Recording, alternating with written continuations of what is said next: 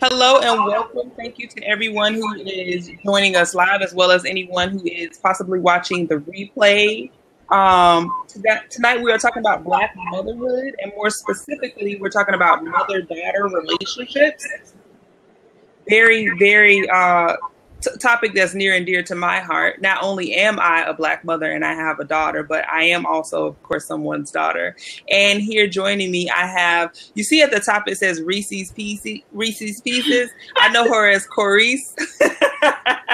Corice Singletary, very good girlfriend of mine. I will let you introduce yourself, Corice. Hi, I'm Corice. I am a daughter and a mother. I have a 6-year-old. Her name is Seven, and I'm a working mom, a wife, a mother, daughter, just trying to balance it all. So I was very excited to be invited to have the conversation. So, right, awesome. Thank you so much too.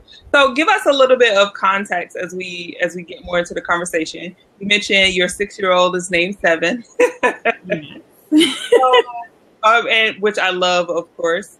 So one of the things that I want to ask you about, and you already told us that, that you're married, that you're working. So that gives us a little bit of space in terms of like identifying, where you are. One of the questions I want to ask you is, what does motherhood mean to you? What does it mean to you to be a mother? When I think motherhood, I guess the first word that comes to my mind is nurturing.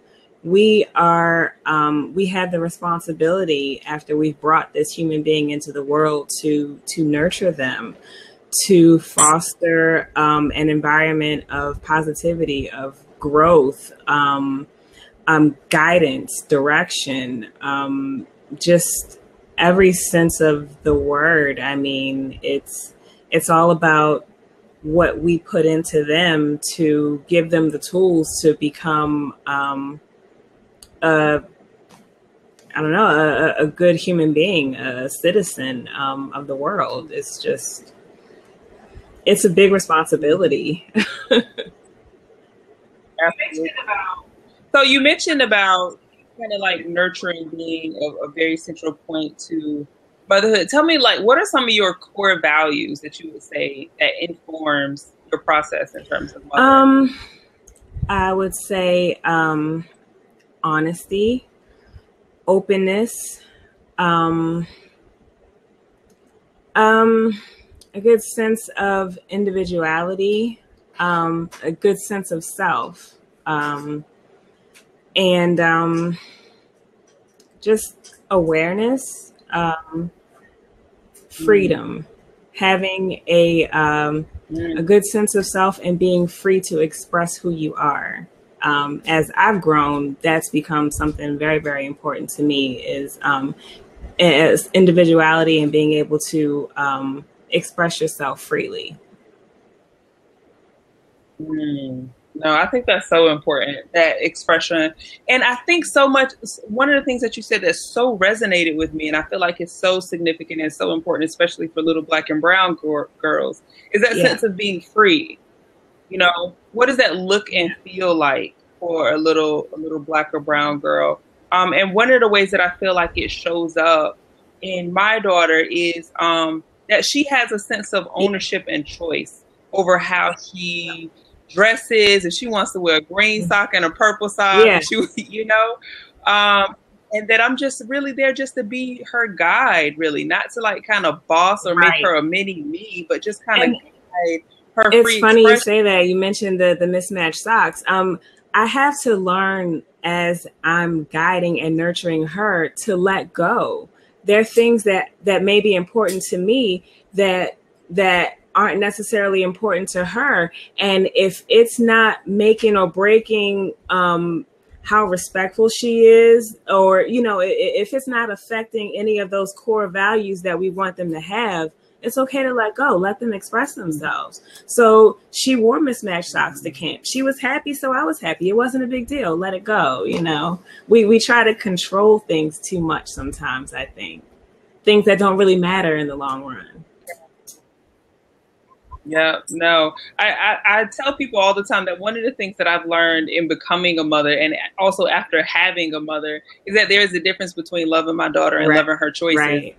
I cannot be in love with a particular choice and still love her, and just like being able to make that difference. And also, when she shows up and she selects something different than I would have chosen for her, not taking that as a personal slight against me, and just helping that. And along with, along with loving them and not necessarily their choices, a piggyback on that is to not judge them or make them feel a certain way when we may not agree with the choice they make.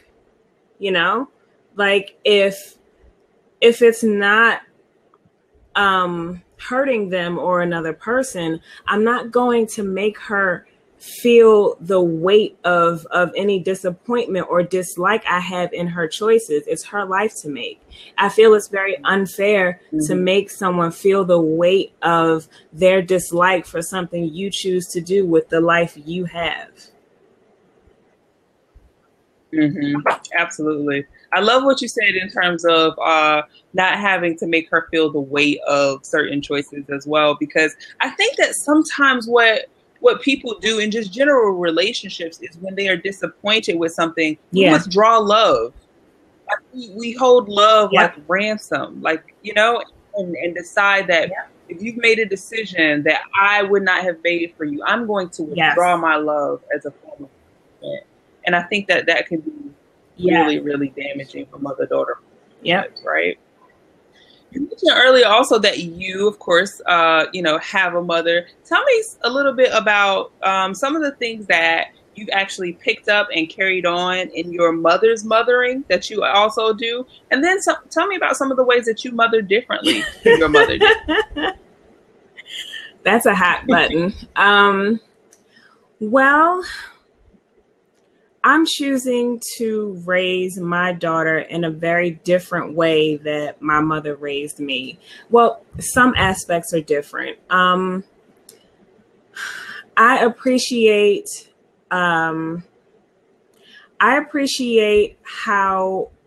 independent my mother made sure we were in some ways, as far as being self-sufficient. We were cooking, we were cleaning, we were doing laundry at very early ages. They instilled a certain responsibility in us that gave them the ability to put a lot on us that other kids probably wouldn't have been responsible for at our age. In the other sense, there was a lack of preparedness for the real world, I'll say, that we felt a lot, trying to be politically correct. I mean, be however it comes to you. I'm not censoring we you. We were raised very, very deeply ingrained into the church, and a lot of our life was structured around the church, and it didn't leave much space for other forms of, I guess, life application. I learned a lot when I went away to college that I wouldn't have had the opportunity to experience had I stayed home and just gone to church, went to college close to home. My parents, could make sure I still went to church. There was a lot of pressure put on us to fit into the mold of Christianity, and it was something that I never really felt a deep connection to. So as I grew older, it caused a little bit of a rift between my family and myself when I finally decided to make the choice to deviate a little away from Christianity, more into just a spiritual, holistic way of living. I focus a lot more on my health, my wellness, and those are things that I want my daughter to focus on as well. I don't mind if she learns about different religions. I would like it to be her choice what she chooses to follow, but I'm going to take a more open-minded, holistic kind of angle at the way I raised her versus just sticking to the church and basically the Bible's open and closed. That's it, you know. Okay, we have one more person who is trying to connect, Arlene Blake. She actually lives in Baltimore. She is a mother of a little girl as well. So I may have us all on to interact. Hi, Arlene. Hey, y'all can't see me. I'm driving. It's really dark, so I can kind of see you. I see you. I see. Hey, hi, Reese. Hey. Hi, Ron. Okay. Hey there. I had to put the phone down, so y'all not gonna see me because I'm driving right now. But I'm listening. Okay. So you chime in when you want. When you feel like you want to say something. Okay. All right. One more thing I'll say that I will do differently than the way I was raised is I want to foster an open dialogue between my daughter and I. I didn't grow up feeling free to discuss any type of real topic or, you know, have certain deep conversations. It was very, very surface level. So I want my daughter to feel like she can come to me and talk to me about any and everything. I don't want her to feel like there's nothing she can't say or nothing that I won't try to understand. So it sounds like one of the differences is going to be a little bit more freedom, a little bit more open communication. It's something that you experience. And I don't know if that was something that's kind of like generational with mothers, because I think with my mother, there are some things that I've seen, like I was picking up some static from. So Arlene, I was picking up a little bit of static or background noise from yours. So I just bumped it off real quick. But if you want to get back on, then just call back in. And I think there is some differences generationally. Yeah. So like with my mother, it was so interesting because I didn't even realize until much later that my mom didn't really say like "I love you" like it just wasn't a thing that she did. And I didn't really notice it until I got older. And she was also very much, her and my grandmother, very much into respectability politics in terms of they wanted me to be a good girl, right? And they were doing these things to protect me. And there was so much of some of my experiences that I felt like was around conditioning me to make me not only be a good girl, which is not, it's not in and of itself a bad idea, but also made me feel responsible to make sure that I wasn't sexually assaulted, right? Like, wear your dresses long, don't go out, don't do this. Like, just doing all of these things to protect myself against predators, which isn't necessarily in and of itself a bad thing, but I just felt the pressure of like, it was my responsibility to make sure that I didn't get attacked by a man. And so, I mean, and I don't know, and some of that I'll probably still talk to, in some ways still talk to my daughter about it, maybe with a little bit less fear and a little bit more openness. One of the things that you said is about your mom and preparing you for the real world. How will you say that you're going to prepare your daughter? What are some things that you're passing on to her to prepare her better for the real world?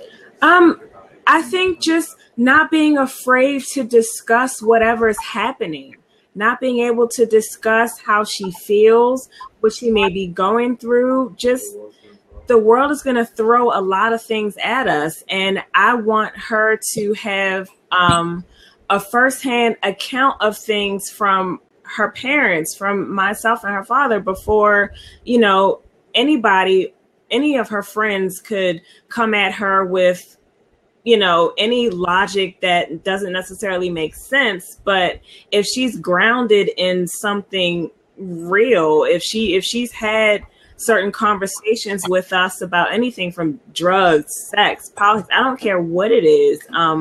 We just didn't talk. We just didn't talk about anything really. It was a lot of, I think you talk about respectability with your mom. With my mom, it was more, what are other people going to think? What are other people going to say? You know, there was a lot of fear. You know, everything was making sure we put on the right, you know, airs for people, you know, her friends, church, you know, it was all about making sure we fit into the mold, making that appearance. There's a lot of fear of what's going on in the world. I think that was one of the reasons we didn't talk. My mom didn't have a lot of experience, so I guess she was afraid to touch certain topics. We could have kind of worked through it together, but she just chose not to have the conversation. Can you guys hear me? Yep. Yes. I wanted to chime in on that one. I believe it's just with our parents. Are you hearing me, guys? Are you guys hearing me well? Yeah. Am I echoing too much? Yeah, we can hear you. Okay, so I believe with that one, I think it's just a generational thing because I noticed with my parents and even their parents, they don't have those conversations. They just don't have the talk. It's just not a thing that they do. It's not they're used to. That's more of something that's, you know, that's our generation. My parents, my mom in particular, my dad is just, you know, but my mom, you know, she said we do have some discussions now that I'm an adult. And when we talk, she mentions a lot that, you know, there's a lot that her parents didn't say to her. So I just think it's just an older generational thing. They just did. Your audio is going out a little bit. Okay. So from the gist of what I got from what Arlene was saying is that it's, you know, that is generational. Yeah. And I definitely. Go ahead. Yeah, it's just a generational thing. They just don't have certain discussions. They just make sure the basics are met. You know, everybody's taken care of as far as clothing, food, and shelter and all that stuff. But as far as conversations, I don't even think that that's just something common that the older generation is not used to. And even me as a parent now, sometimes I feel like I don't know what to say to my daughter sometimes. I don't know what to discuss with her sometimes. Yeah, I try, but, you know, I feel stuck sometimes. Like, is it okay for me to talk to her about this? Or, you know, just that type of thing. So it's a generational thing. And I think as the generations go on, we get, and the more knowledge that we gain, we get better with, you know, communication and stuff like this. I think our generation is the one to set that type of trend for preparing for the future, having certain conversations. So I'll ask this question, and I'll start with you, Arlene. And I want both of you to answer it, but I'll start with you. And for the women who are in the live chat, really even the men also, what would you say are your needs as a mother? And if you're a father, then what are your needs as a parent?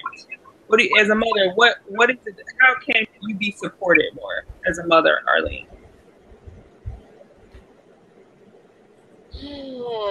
I find with me as a parent, emotional support. I have challenges with my emotions. So emotional support, if that makes any sense. No, that does. Hello? Yeah, no, I said that does. That makes total sense. I can't, like, you guys are going in and out. I don't know if it's my signal or what. I'm so sorry. Well, no worries. When you get stationary, then call in. I'll be home in about 45 minutes. I hope you guys are still on. Okay. I'll do my best now. But yeah, emotional support for me. Okay. Thank you. So, what about you, Torice? What are some of your needs as a mother? I need help balancing it all. Sometimes I am all over the place, and I really need support with keeping everything balanced, keeping my head above water. You know, sometimes I feel like there are not enough hours in the day. What are some of the things that you're doing now as a mother to kind of help meet some of your needs or get your needs met with that? I try to make the most out of every minute I have with my daughter. Taking her to camp in the mornings, I use that time to talk to her, see where her head is at. If she asks me a question, when she asks me questions, I ask her why. What are you thinking? Like, just to get more feedback from where she is mentally, so I know how much I can say to her. One thing that I've learned just listening to my daughter talk sometimes is these children are amazing and you cannot put anything past them.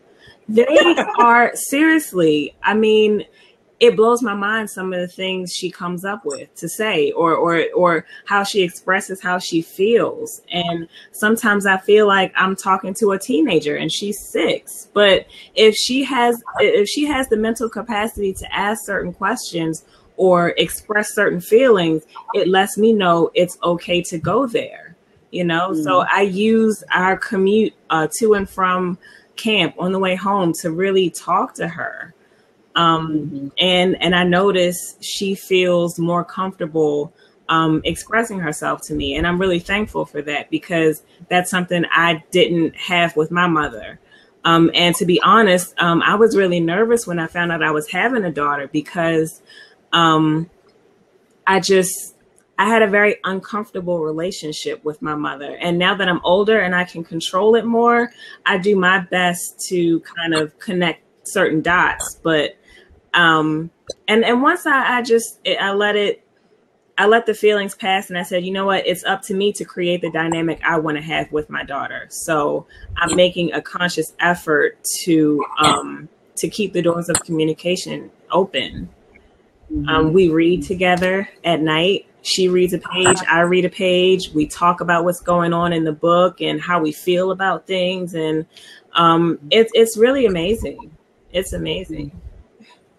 One of the things that that has come up, and it came up much earlier, and it's not so much present there with my daughter now, but I feel like when she was about 4 or 5, there was these questions or these, I wouldn't say questions. There were these things that came up around beauty and her identity. And it could be delicate to navigate. Yeah. And just tell me a little bit about, you know, if you've had some of those experiences and exactly how did you navigate them? If you like, I can start by giving an example of mine. Yeah, go ahead.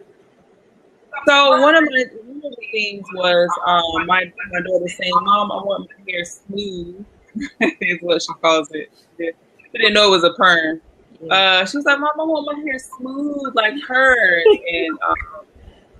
and I was like, "Well, what's wrong with your hair now? Your hair is so pretty. It's so soft and it's squishy, and you know all of these things that you can do with it." That was one thing, and then there was another thing. I think she was about 4 when we had this one particular conversation. And in this conversation, I said to her, I was, you know, hugging and kissing and loving on her, and I said, and at this time, she didn't exactly know where babies came from all the way. Mm-hmm. I don't know where she had originally got her idea, because she actually never asked me the question. But she said, "Mom, when she had this idea that I picked her out of like a baby." So I was like, you know, I'm gonna go with her imagination. So she was like, "How did you pick me out of all of the other babies?" And I was like, you know what? I went into the baby factory and I saw all of those beautiful babies, and you were the most beautiful, brilliant, radiant, bright baby, and I just knew you were the perfect baby for me. And she was like, "Really?" I said, "Yes." And she said, "I was the most beautiful baby?" And I was like, "Absolutely." And she was like, "Were there any white babies there?" And I was like, "Yeah, there was all kinds of babies." And she said, there was white babies there, and I was still the most beautiful. And so we had a conversation that unpacked that a little bit. And what I learned from her perspective, I feel like it came from Disney. To be white was to be, well, probably media in general. to be white was to be beautiful. Mm-hmm. That's what she associated with beauty. Yeah. But I also learned from her in that same conversation that to be black meant to be very intelligent. So she expected that black people were just, you know, of higher intelligence than. Yeah. But from what she saw on television, she thought that you know, this is what beauty looks like. This is, you know, so it's interesting, these things and the way that they're making sense of the world and how they're seeing their position in it. And tell me about some of those experiences and conversations that you've had around her developing her identity, perspective, and position in the world. Seven has she had this thought that if you have freckles, that you're smart. Freckles make you smart, apparently. Yeah. I don't have too many. But she has a very, very strong sense of self. She's very confident, and she thinks that she thinks she's beautiful. Seriously, I don't know where, well, I know who her father is, but she but that's where she gets confidence from. Yeah. But we have an issue. So with her hair, I attempted to lock her hair twice. And my mom had been talking in one ear, expressing thoughts that, you know, she should get her hair relaxed, and her hair is too tough to work with. And she had actually begun to comb out some of her locks toward the bottom, kind of inconspicuously. And I just decided to comb them out. It just wasn't the right time. I didn't want to force something on Seven that she had been made, you know, to feel uncomfortable about. So what we did was just periodically we would search the web, and I would show her all these images of beautiful Black women with beautiful locks of all different thicknesses, different lengths. And I would show her different pictures. I'd say, look, Seven, look how pretty hers are. Look what you can do. There's so many different styles you can do with them. And I just wanted to expose her to more than just one view of what beauty is, or what people think beauty is. If my mom had her way, there'd be a relaxer in Seven's hair. And I refuse. I don't want to put chemicals in her hair. And it took a while for my mother to respect me as her mother. You know, I'm her mother, so it's up to me at this point until Seven's old enough to make her own decisions.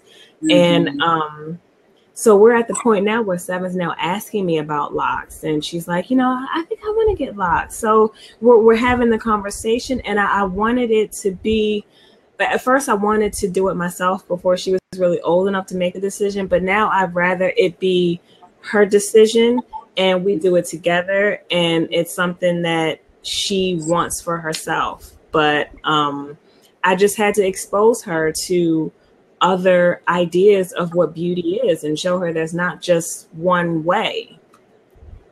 No, I love it. And I love the confidence because in going through their process, like, I love the confidence that they have now as little girls, to be able to like navigate and own their own space. Because I feel like my daughter definitely like owns her own identity now. Yeah.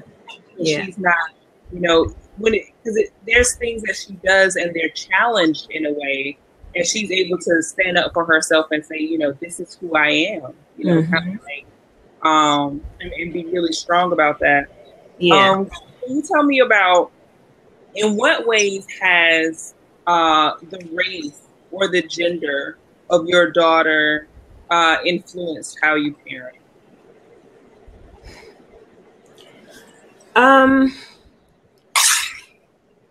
I want her to, I guess it's made me want to ensure that she has a strong sense of self. Again, that's important to me. I didn't develop a stronger sense of self until after I was an adult. And I want her to grow up with more confidence than I had growing up. I want her to be more sure of herself. And I know, of course, we're in a constant state of discovery, but I just want her to be equipped with the tools to know how to figure out who she is at an earlier age than I did. Mm-hmm. Absolutely. And what would you say, Arlene? How has your daughter's race or gender influenced how you parent?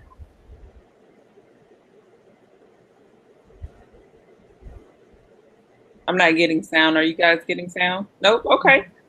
All right. So I'll just move on to the. Can you hear me? I hear you guys. Can you hear me? Yep. Okay. If I could chime in a little bit, I was grateful for the fact that Imani actually asked me for her locks. I don't know if that's, she has this thing of wanting to be just like me. I don't know if that's, you know, she requested locks because I had locks, or if that's because something she genuinely wants. But she requested her locks, and I'm grateful for that. And she does have a strong sense of, you know, her being a beautiful Black princess and just loving her natural hair. And I'm grateful. Like by the time I was my daughter's age, I already had a perm by the age of 10, and my daughter's 12 now, and she loves her locks. So she doesn't even know what a perm is. Maybe from her friends or whatever, but it's never come up in discussion from us. And she loves her locks. So I'm very grateful for the fact that she appreciates her beauty. She appreciates her skin color. She appreciates who she is. And I'm very grateful for that, because I don't think I even had those type of thoughts when I was her age. So I definitely appreciate that about her. Yeah. What I do notice about our kids, you know, I've spent some time with your daughter, Rasheen. I've spent some time with your daughter, and I've been around Seven enough times at the camp and other places where I've been, where she was. And, you know, I think this generation, they're just different from us, from how we were, in my opinion. Mm-hmm. As far as the self-confidence and knowing who they are, because I don't think I had as much confidence as I did, as my daughter did at her age. She's 12. But going, so are you guys still hearing me? Yeah. Okay. Yeah, and I think they have a strong sense of self. I agree with you. I agree with you. I'm sorry. I'm missing your name right now. Carice. I'm sorry. Yeah, I agree with you. They have a strong sense of self and self-love of who they are, their skin color, and just who they are at this age. And I don't know about you guys, but I didn't have that at their age. Yeah, me either. I don't think so. And I also didn't feel like, for a lot of part of my life, I didn't feel particularly pretty. And I think a lot of that had to do with, race in a way, in terms of like images that I saw, in terms of what beauty was. None of the princesses looked like me. None of the coloring book princesses looked like me. And I never saw myself represented in that particular way. And I think that now it's starting to get more where they're seeing more of that. And also, I think because each of us have had some of those experiences, we're much more intentional about making sure that our daughters know their value, know their worth, are, you know what I mean, and are able to kind of stand up and like speak for themselves. One of the questions that I asked Clarice earlier, Arlene, that I'll ask you now is, what are some ways in which that you parent similarly to your mother, and what are some ways in which you parent differently than how your mother parented?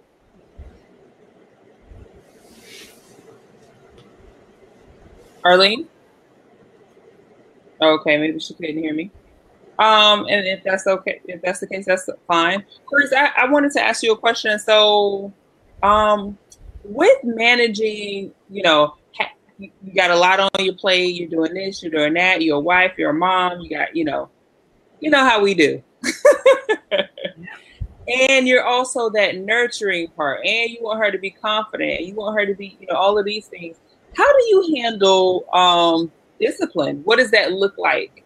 And because, listen, I see you laughing, but I mean, I'm just gonna leave it right there because that already triggered something. So I'm gonna let you. All I heard is what the.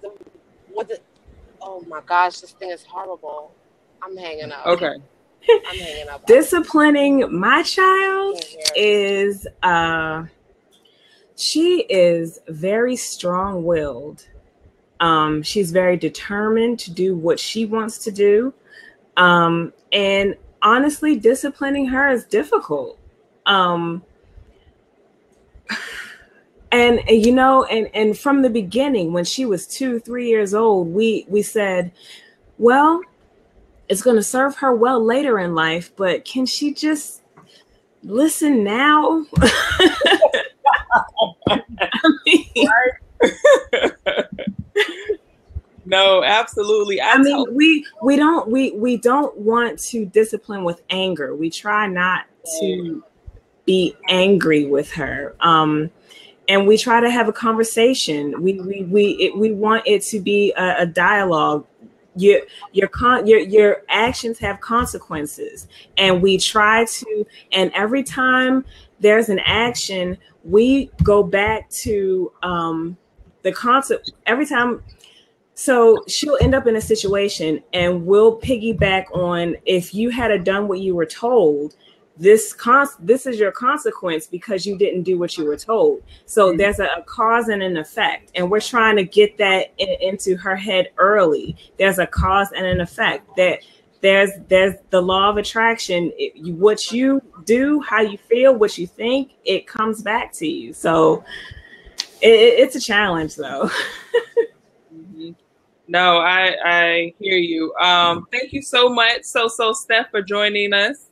Hi, how are you? Good. Welcome. Yeah, so I was asking Corisa a few questions earlier, and I guess I could ask you some of those. Okay.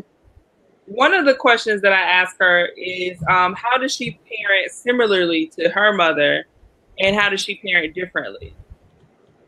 I think for me, my mom and I, foundationally, we have the same values. So doing great in school, hard work, personal responsibility, being responsible for your actions and things like that. I think where we're different is that I think I do a little bit more self-reflection on my parenting style, and I'm less reactionary. And I try to think about the discipline process before. And I'm not perfect because I'm only human. Sometimes they really take you there. But my son is very strong-willed, and I'm not trying to break it. I'm just trying to bend it a little. Yeah. Yes. So because I like that he's a leader, he's not a follower. He has his own way of thinking, his own way of doing, and he has an opinion. He's very opinionated. And I like that about him. I think the main difference is that I think I'm more reassuring towards him, as far as, even though I'm disciplining you, I still love you. And I care for you. And I have to be tough on you because I want you to be responsible. I want you to be a good person. And I talk to him like he's an adult. Yeah. I talk to him in those terms, so that he understands eventually what is, I'll say, and he'll repeat things back to me. And I'm like, oh, wow, I think I told him that. Okay, something is in that little brain. Like something's there. So I think that's the main difference. I think I do a lot more self-reflection, and I try to be a little bit more thoughtful about the discipline. Yeah. So another question that I asked Corese earlier, and before I do that, I just want to give a quick chat room shout out. Thank you, Dante, for being here. Of course, So Steph, who is live and in the flesh. See, Will, thank you for joining us. Danielle Booth. I'm not sure if I'm saying that right. If I am or if I'm not, you tell me how to say it, girlfriend. We'll get it right. Arlene, thank you for joining us on camera a few times. Stephanie, thank you for popping in. And of course, Marie, who has been here with you since the beginning, giving up her time to answer some questions around motherhood. So, Steph, one of the questions I asked Carice earlier too is, what does motherhood mean to you? Like, how would you define motherhood? Oh, wow. Okay. So I think it's just providing guidance and nurturing. Mm-hmm. Yep. On cue, right? Right on cue. So, I mean, and I love that. Danielle, I don't know, I'm not probably going to say the last name right until you teach me, because when you teach me, I learn, girl. But tell me, if you could write in the chat what motherhood means to you since you're over there. And also, one of the questions that I want to ask both of you, I'll go back to you, Carice. Do you talk to your daughter about race and culture? Does that ever come up? And if so, in what context?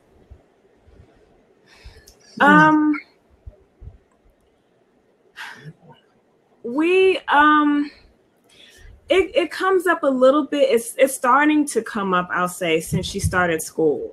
She just finished kindergarten, so she's noticing differences between her and her classmates. She is she's friends with a little Spanish boy in school, and she has mentioned differences, but we're really kind of, I don't want to say colorblind, but we just kind of look at the human in everyone. And we explain the differences between races, and she doesn't seem to have any serious questions at this point, but she does recognize our differences in skin color, but she hasn't come across any major issues. She just knows the scientific differences in our complexions. But is she aware of culture? Like, does she like my daughter has this thing where she likes sushi, or she likes Mexican food, or she likes just different cultural things. She knows there's a boy in her class from France, and he speaks French. Like, I don't know. She just needs to see not just race, but she needs culture. Not in a judgmental way, but just in a way like, oh, I'm so curious about this, or Yeah, we've come across little differences like that, and we'll just explain them. And she seems to have a good grasp on the understanding of what different cultures do differently, from each other, and how we're all different. We watched the opening ceremonies for the Olympics last night, and that gave us a chance to discuss. So Brazil had this really interesting show that talked about how the Portuguese came in and began to colonize, and they dramatized the slaves coming in, and we explained all that to her, and she understood the concept. Mm-hmm. So yeah, we're not shying away from explaining those things to her, and she speaks on it herself. Mm-hmm. Mm-hmm. Interesting. So Steph, you? Well, back to what I was saying. So motherhood is really got into nurturing, and I feel like in most cases it's really the first relationship a person develops in utero. Who you're born from somewhere, no matter who your terminal parent is, you were in utero somewhere with someone who most likely did love and care for you, no matter what the circumstances were in most cases. So I think that's what it is for me. I think as far as my son, as far as noticing cultural differences or kind of being in tune with that sort of stuff, he's 5. He's going to kindergarten in the fall, and he'll just say, "Mommy, you're brown like me." Just little things like that. We're brown, and I'm like, "Yes, we are brown. You're brown, and you're beautiful, and you're very handsome." like I'll just say he's very like kind of new to it. Because he's been with a lot of 4-year-olds. So that's really it. It's not a lot right now. I think kindergarten, his school is going to be really multicultural. There's a lot of different teachers from different places at his new school. So it'll be interesting to see. But if my dad has it his way, he'll be like Malcolm X. So, my dad is like, by any means necessary. So, he's very like, to the point. So, Malcolm X. So here's a question that I have, and I'll go back to you, Corey. How has motherhood changed you as a woman, as a person? Motherhood has made me more responsible. I'll say that's the main thing. It's made me more responsible. It's made me more aware of living my truth. And because I know I have to be an example to her. So it put more pressure on me to kind of mature. I've matured a lot since becoming a mother. I'd say that's the main thing that's changed, how much more responsible I am. Mm-hmm. Oh, could you answer that now? Yeah, sure. Okay. I think I've become more patient and better at making critical decisions. But definitely patience and decision making has improved. Mm-hmm. Yeah. I'll say for me, and I didn't even realize when I feel like I could almost go back to a particular moment where there was a shift. I mean, there were several shifts. And I learned so much from my daughter and mothering her. But one of the shifts, my daughter was like tiny. And I was dealing with my aunt, and my aunt is aggressive. She's an aggressive communicator. And she has a very dominant personality, right? And she's very strong. And people typically back down because they don't want to have to deal. When I became a mother, she said something or came at me something about being a mother. And like what I'm telling you, I don't mind being more subdued. I didn't mind being more subdued to the matriarchs in my family. It wasn't that deep. It was just like, all right, whatever. When I became a mother, it was like, listen, It reminded me of that episode of Claire Huxtable where she was reading Sandra, her husband. She was like, never, she was doing all of this. I was just like, no, this is not how this is happening. And if this is how it's going to happen because I'm in your house, I could leave your house. I've had some of those moments too. I didn't even know I had it in me, but in the moment it happens. Yeah. I think I find those moments when I hear people using language or saying things around my son that I don't care for, or the way that I don't care to rear him. And so there was a situation where my mother said something that I didn't really care for, and I immediately reacted to it. And she was caught off guard by that because my mom can be very dominant. She's a very like outgoing, bubbly type of person. She has a strong personality. And I'm very like more introverted and, quiet type of person. And so me like exerting my dominance over this situation and taking control because he is my responsibility, period. And the way that he turns out, that falls on me. And so,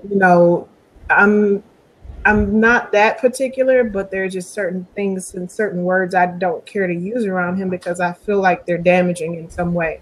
So, and then if that happens, I will check you. I don't care who it is. Yeah.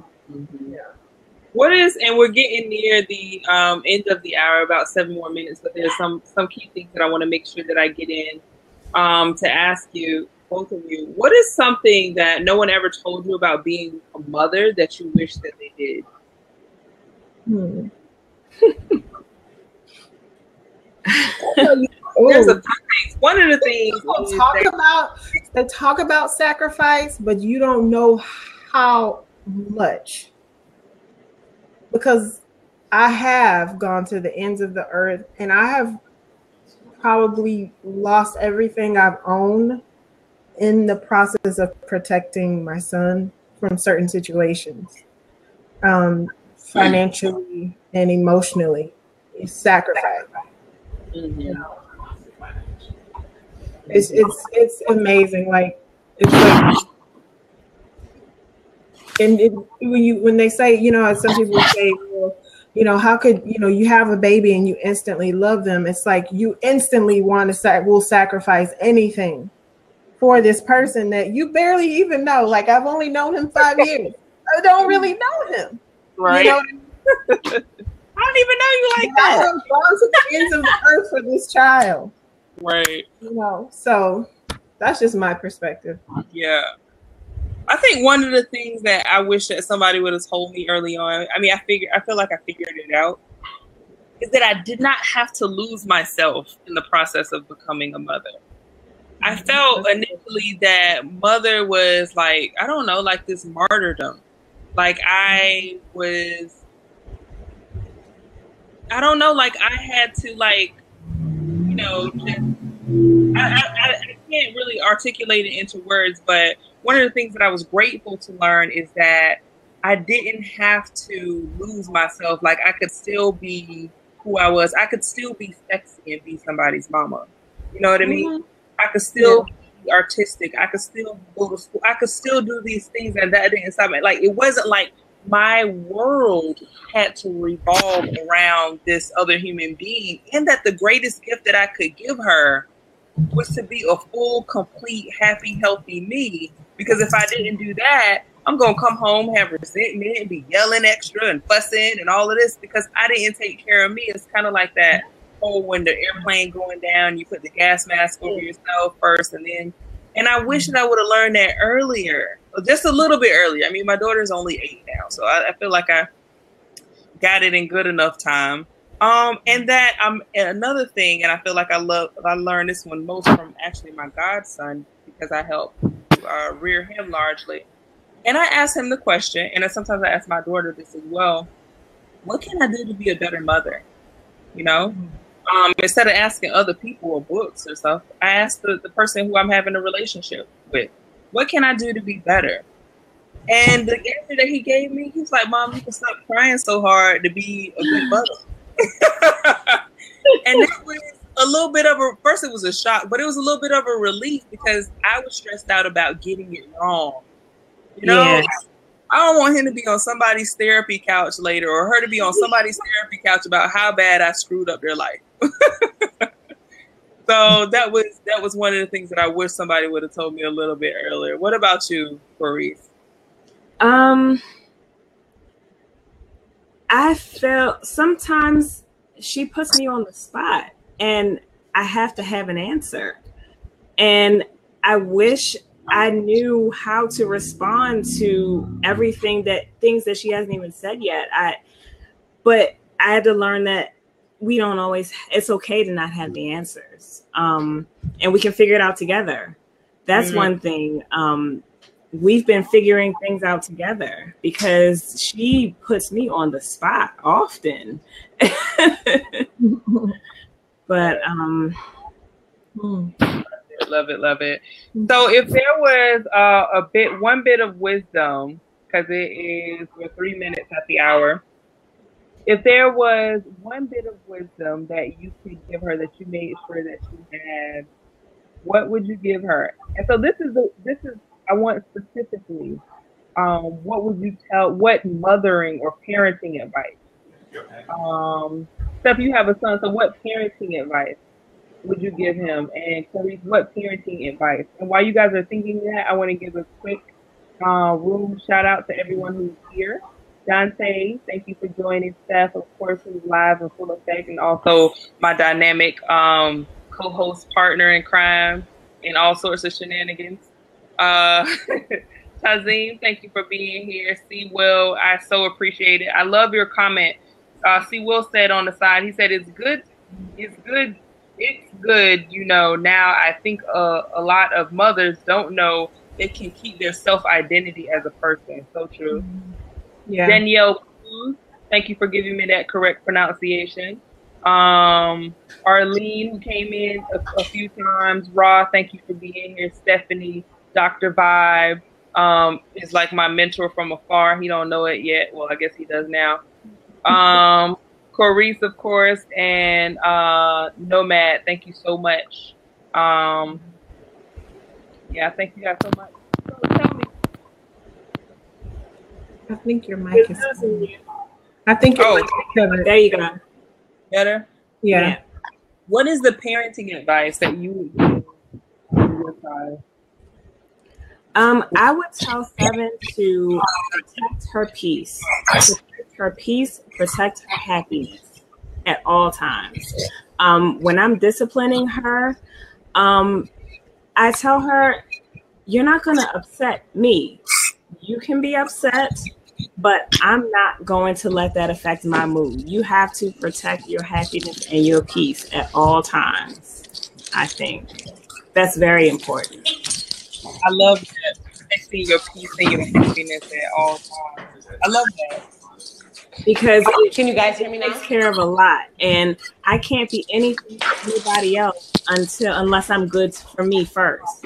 I have a family I have to take care of. We have so many responsibilities as a mother. We have to be the best for ourselves first and foremost, so we can be of any good to everyone else around us. Mm-hmm. Interesting. Yeah, absolutely. That is Stephanie in the chat said. And she says, my advice to moms of teenagers is to have very good self-esteem because teenage daughters can be a little pain in the ass. And I will tell you, I have a friend who she has a daughter. Her daughter is 14, 15, and she said she's like people call me wrong. She says, Ra,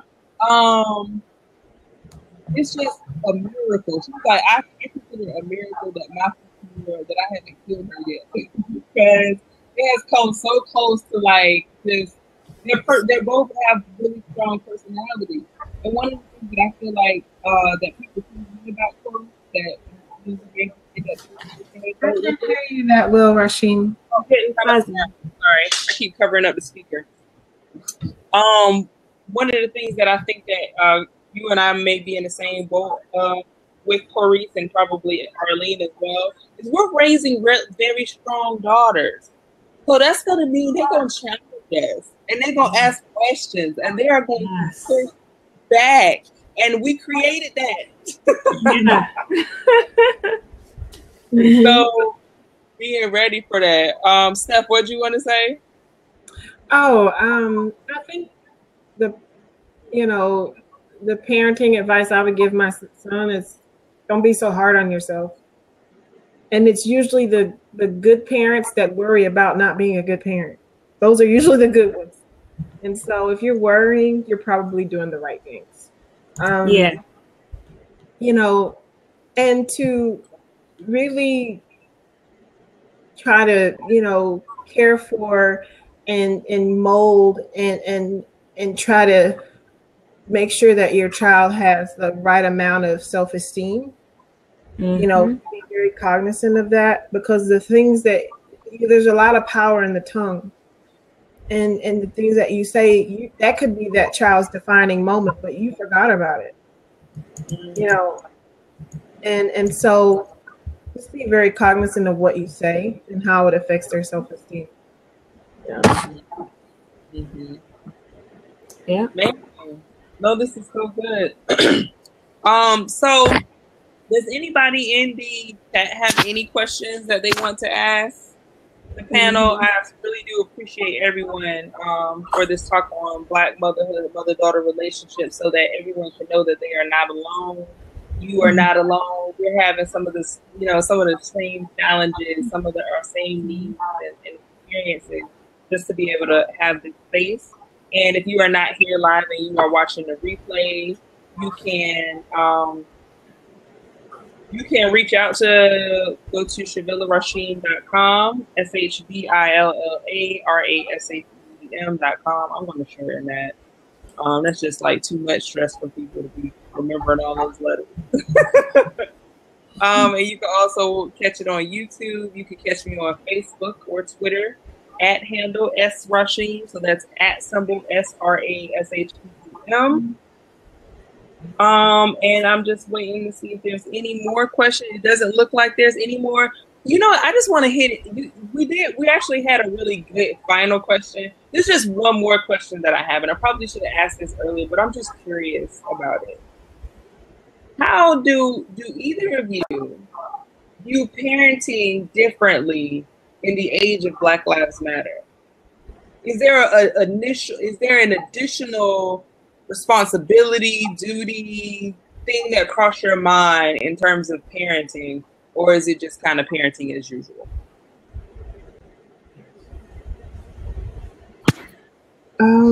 Okay, well, for me, I think my family, the culture, the way my family is, I mean, we talk about these sort of things, and we've always talked about it, especially my dad.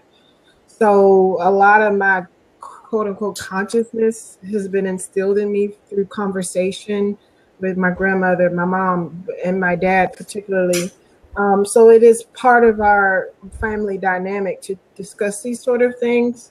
I think that with Black Lives Matter, it's kind of like taking it to a different level though at this point. And so while my son's really young, you know, I do plan to talk to him about certain things that are at an age appropriate level.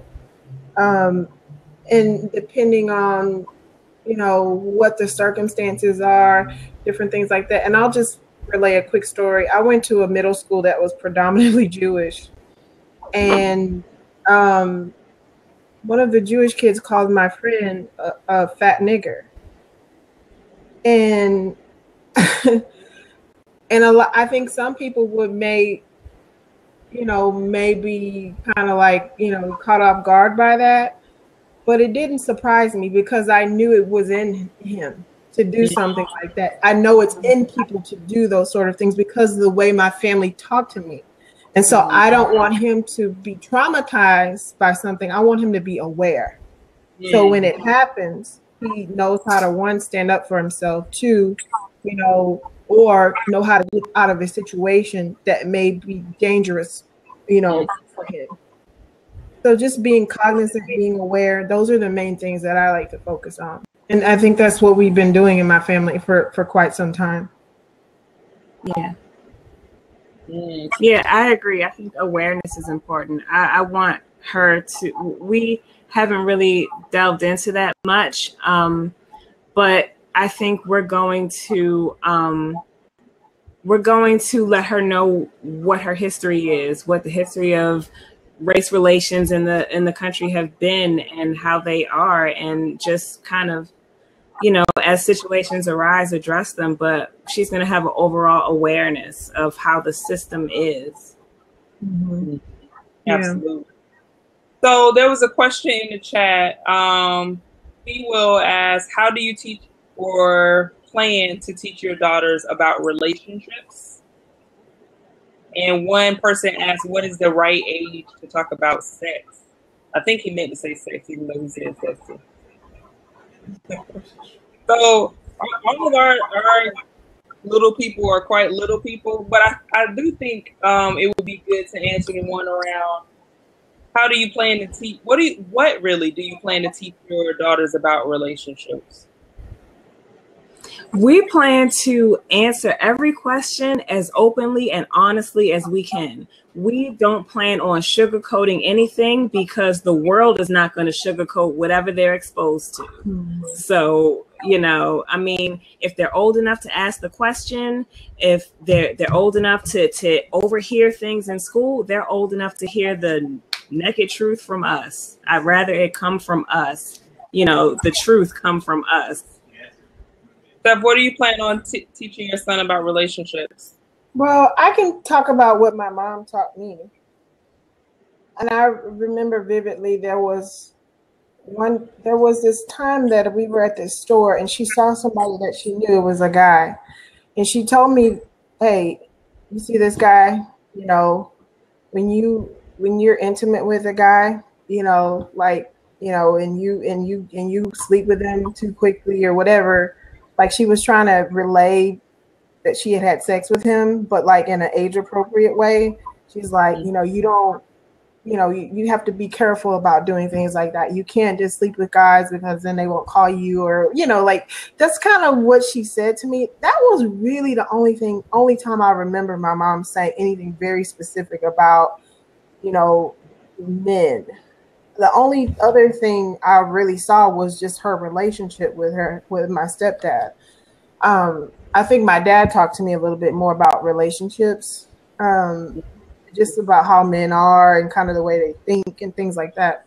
As far as my son, I think for me, I'm very, you know, I don't buy into a lot of double standards and things like that. And I know that they exist, but I don't want him to feel as though he gets a free pass to put his penis anywhere he chooses because he's a boy.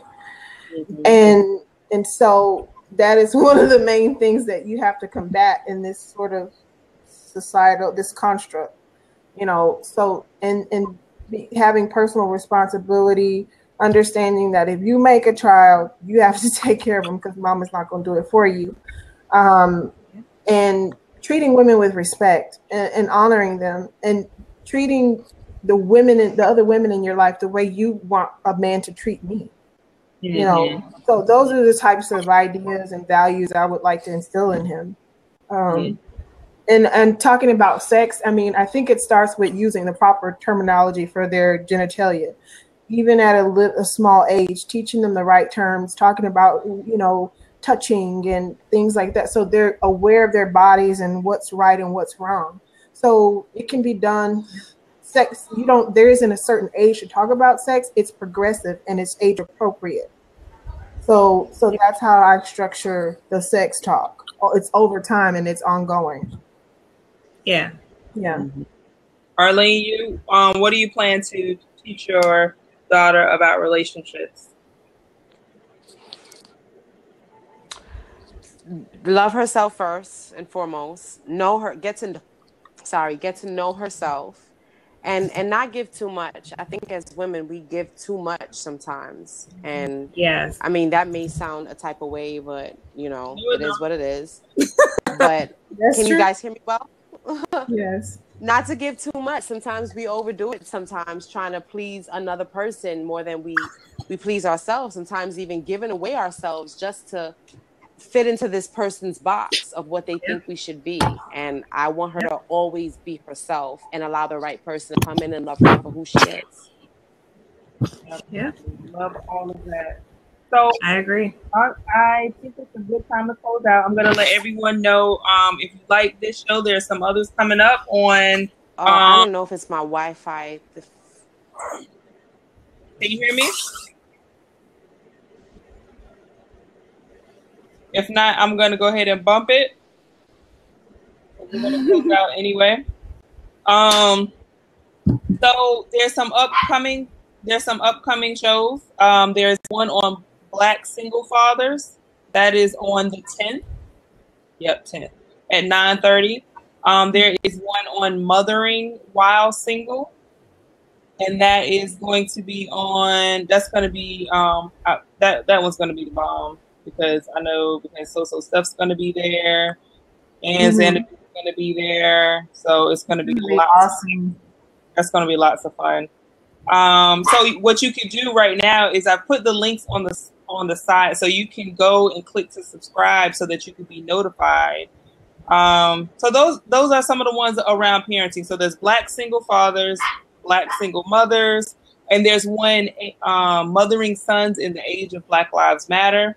All of those are on the side. If you're watching the replay to this, then you could probably just go to my YouTube channel and you'll see these, because after we do them here, I record them and I'll upload them there. Or you can go to my site, ShabillaRashim.com, and go to the media page and you'll see all of these videos. So again, thank you everyone for joining us. I am so glad to be able to be here and to serve in this way and let everyone know that you are not alone. Have a good night.